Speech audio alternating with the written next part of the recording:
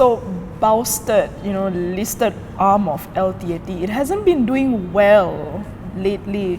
So when Datuk Sri Amrin, who was formerly with Sime Darby Property, when he clocks in May 6, what is he walking into? Well, that's an interesting question. I mean, Boustead Holdings has been synonymous with LTAT for a long time, the Boustead Group especially. So when he clocks in on May 6, I suppose he's walking into a diverse conglomerate with interest in, I think, about 6 major sectors, from vessel building to pharmaceuticals to properties to petrol retailing even. And he will find that he is looking at a very complex entity. But you said complex entity, but what would you say as some of the pressing issues that he will have to deal with when he comes in as MD? Well, I suppose one of it is that Boustead Holdings has been doing well, especially in the last few years. In FY18, the numbers were not good as well. And if you look across the major segments, a lot of it is not doing well, except for perhaps banking, which is thanks to partly Affin Bank. So managing all these different issues on different fronts, that will be probably his key challenge, because again, it's a complex entity. You have 6 different major industries. Each of them have different issues and has different considerations, and they will all need your attention. So at the holdings level, it's quite complex.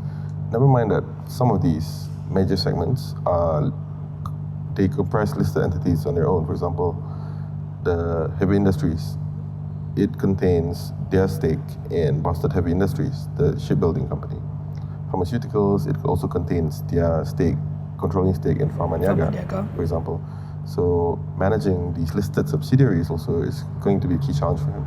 So Tan Sri Amrin, a close ally of former PM Datuk Sri Najib, he was with Boustead for 34 and a half years, but then he's no longer there, and he was close to the previous admin. So with him no longer with Boustead, will this group be able to heal? He was managing director for 34 and a half years, and that's a long time, probably longer than most people in Malaysia have been alive. Okay.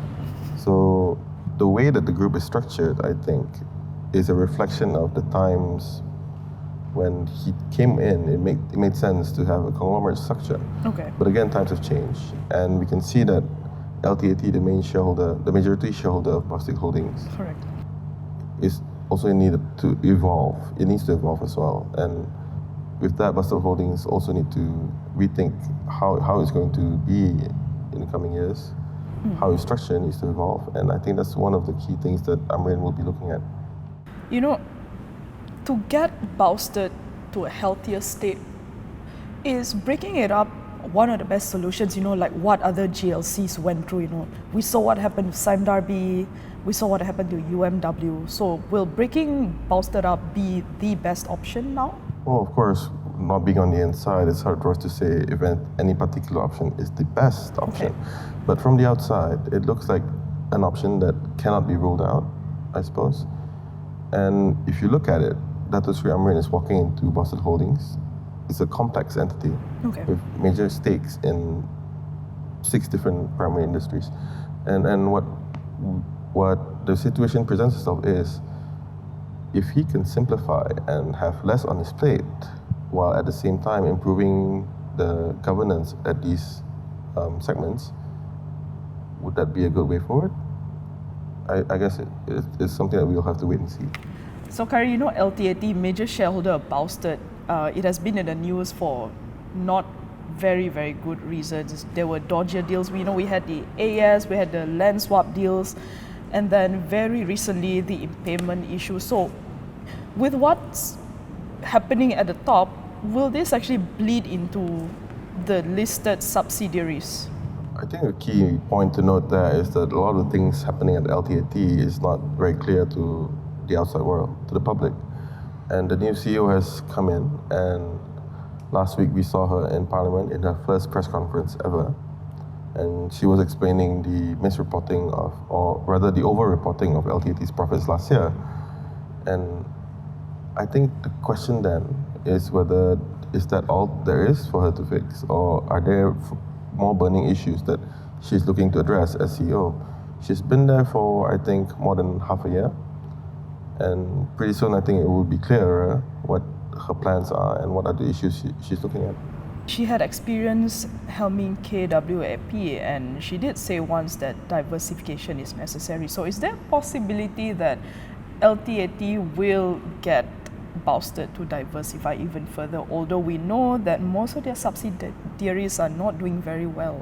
That's an interesting question. At this point, a lot of it is speculation and guesswork. That said, she was Chief Investment Officer at KWAP for quite a few years. And in one of her reviews of KWAP's investments in their latest annual report, she noted that, like you said, diversification is key to managing risk. So something to that effect.